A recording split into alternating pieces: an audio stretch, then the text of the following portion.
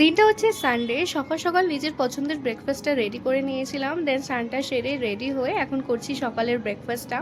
আজকে রেডি হয়েছি কারণ হচ্ছে যাচ্ছি পিসির বাড়িতে। হঠাৎ করেই প্ল্যান হয়েছে আর আমি বাড়িতেই ছিলাম, তাই ভাবলাম চলো ঘুরেই আসি।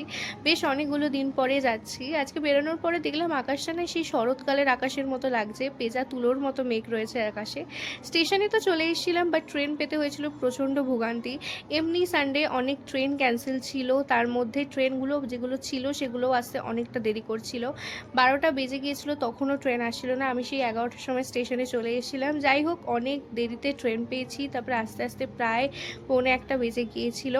আর যেহেতু অনেকদিন পরে আসলাম, তাই জন্য এদিক ওদিক ঘুরতে ঘুরতে যাচ্ছিলাম। আর আজকে ভয়েস ওভারে না অনেক গাড়ি ঘোড়ার আওয়াজ পাবে, কারণ আমি রয়েছি আমার সেজমার বাড়িতে। পাশেই হচ্ছে মেন রোড, তো সেই জন্য একটু ম্যানেজ করে নিও তোমরা। তারপরে পিসির বাড়ি পৌঁছে ওদের সাথে তো আমার গল্পের ঝুলি খুলে বসে পড়েছিলাম। আর অন্যদিকে পিসি দিয়েছিল হচ্ছে চাউমিন।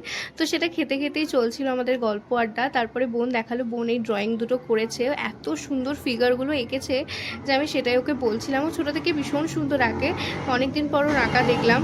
তারপর ওরা গিয়েছিল একটু স্নানে, ততক্ষণ আমি এসেছিলাম হচ্ছে একটু বারান্দাতে। আমি যখনই ছোটোবেলায় আসতাম তখনই আমরা তিনজনেই বারান্দায় বসে খেলতাম।